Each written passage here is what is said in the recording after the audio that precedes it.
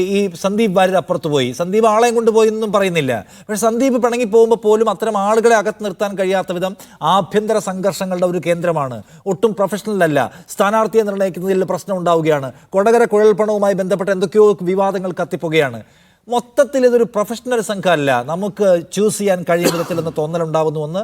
മറ്റൊന്ന്, ഇവർക്ക് പറയാനുള്ളത് ഈ മതം മാത്രമാണ്, അതിനപ്പുറത്തേക്കുള്ള ജീവിത ഇഷ്യൂ സംസാരിക്കാനില്ല എന്നത് ആളുകൾക്കിടയിൽ ഒരു അകലം ഉണ്ടാക്കിയിട്ടുണ്ടാകുമോ ഈ പാർട്ടിയുമായിട്ട്? ഷാബു, അതിൻ്റെ ചോദ്യത്തിന് ഞാൻ വ്യക്തമായി തന്നെ ഉത്തരം പറയാം. അതിനു മുമ്പ് എന്ന് പ്രകാശം മാസ്റ്ററോട് പ്രതികരിച്ചോട്ടെ. അദ്ദേഹം ഇവിടെ പാലക്കാട് മുനിസിപ്പാലിറ്റിയിൽ, പാലക്കാട് നിയമസഭാ മണ്ഡലത്തിൽ BJP തോറ്റതിനെ BJP അങ്ങ് തകർന്നടിഞ്ഞ് പാതാളത്തിൽ പോയി എന്നാണ് അദ്ദേഹം ഈ പറയുന്നത്. മിസ്റ്റർ പ്രകാശൻ, പാലക്കാട് രണ്ടാം സ്ഥാനത്ത് വന്നിരിക്കുന്നത് ഇപ്പോഴും BJP തന്നെയാണ്. ഇപ്പോഴും രണ്ടാം സ്ഥാനത്ത് BJP ആണ്. എന്നാൽ 2 പ്രാവശ്യം അവിടെ നിന്ന് MLA ആയ നിങ്ങളുടെ KK ദിവാകരൻ, അതുപോലെ പാലക്കാട് നിയമസഭാ മണ്ഡലത്തിൻ്റെ ചരിത്രത്തിൽ 5 പ്രാവശ്യം അവിടെ നിന്ന് ജയിച്ച CPMൻ്റെ അവസ്ഥ എന്താണ്? നിങ്ങൾ അവിടെ ഇപ്പം ഒന്ന് ആലോചിച്ച് നോക്ക്. ഇത്രയൊക്കെ ഈ സർവ്വവിധ വൃത്തികേടുകളും അഭ്യാസങ്ങളും കാണിച്ചിട്ടും ഇപ്പോഴും ജനങ്ങൾ നിങ്ങളെ 3ാം സ്ഥാനത്തേക്ക് ചവച്ചു തുപ്പിയിരിക്കുകയാണ്. ഇതാണ് ഒരു പാർട്ടിയുടെ ഒരു തകർച്ച എന്ന് പറയുന്നത്. പാലക്കാട് നിയമസഭാ മണ്ഡലത്തിലെ CPMൻ്റെ അവസ്ഥ എന്ന് പറഞ്ഞാൽ ബംഗാളിലെയും ത്രിപുരയിലെയും CPMൻ്റെ അവസ്ഥയാണ്. അതാണ് അവസ്ഥ. അതും നിങ്ങൾ ജയിച്ചുകൊണ്ടിരുന്ന മണ്ഡലം.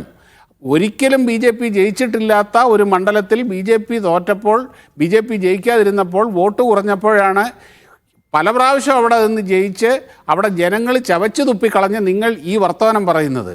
ഇത് പരിഹാസ്യമാണ്, അപഹാസ്യമാണ്. നിങ്ങൾക്കതൊന്നും പ്രശ്നമൊന്നുമുള്ള കാര്യമല്ല, അതെനിക്കറിയുകയും ചെയ്യാം.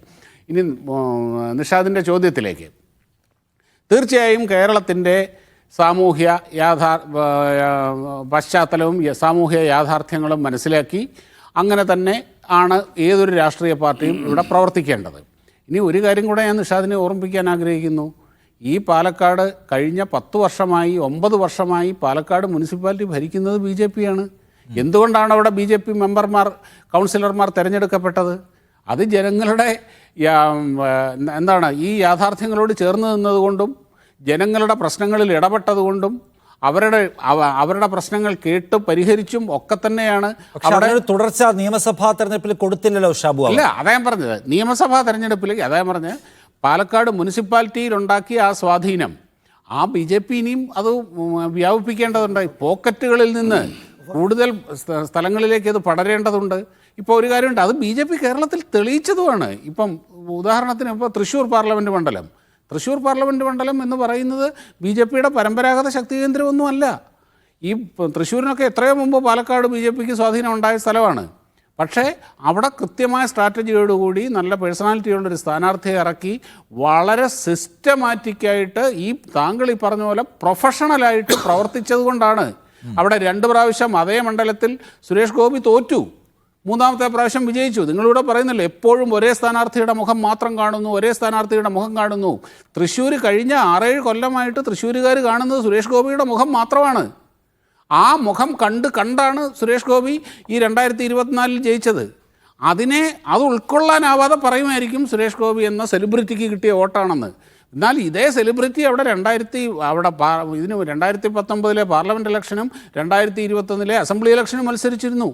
അങ്ങനെ ആ മുഖത്തിനെ പരിചയപ്പെടുത്തിയാണ് അവിടെ വിജയിച്ചത്. ഇതിപ്പോ സുരേഷ് ഗോപി വേറെ ഒരു സ്ഥലത്ത് നിന്ന് വന്ന് അവിടെ പരിചയപ്പെടുന്നതല്ല. ഇദ്ദേഹം ഇവിടുത്തുകാരൻ തന്നെയാണ്. ആൾക്ക് ഓൾറെഡി അറിയാം. തെരഞ്ഞെടുപ്പിൽ മത്സരിച്ചുണ്ടായ അധിക പരിചയമുണ്ട്. പക്ഷെ പ്രയോജനമില്ല. എനിക്ക് അത് ഒരു കാര്യമുണ്ട്. ഇതൊക്കെ ഇനിയും ഭാരതപ്പുഴയിലോടൊക്കെ വെള്ളമൊക്കെ ഇനി എത്ര ഒഴുകാൻ കിടക്കുന്നു നിഷാദേ. ഇത് ഈ ഒരു ഉപതെരഞ്ഞെടുപ്പിലെ പരാജയം എന്ന് പറഞ്ഞു കഴിഞ്ഞാൽ അത് ലോകാവസാനമൊന്നുമല്ല. എന്തായാലും കോൺഗ്രസിന് ഞാൻ അവസാനിപ്പിക്കാം. തീർച്ചയായിട്ടും കോൺഗ്രസ്സിന് അവർക്ക് വിജയം ആഘോഷിക്കാനും സെലിബ്രേറ്റ് ചെയ്യാനുള്ള എല്ലാ റൈറ്റുമുണ്ട്. ജനങ്ങളത് കൊടുത്തിട്ടുണ്ട്. അവർ നന്നായിട്ട് വർക്ക് ചെയ്തു, അവർ വിജയിച്ചു. അതിൻ്റെ അകത്ത് ഞാൻ അവരുടെ തന്ത്രങ്ങളോട് യോജിപ്പും വിയോജിപ്പും ഉണ്ടാകും. ആഫ്റ്റർ ഓൾ തെരഞ്ഞെടുപ്പിൽ അവർ വിജയിച്ചു എന്നുള്ള യാഥാർത്ഥ്യമാണ്. അതിനവരെ അഭിനന്ദിക്കുകയും ചെയ്യുന്നു.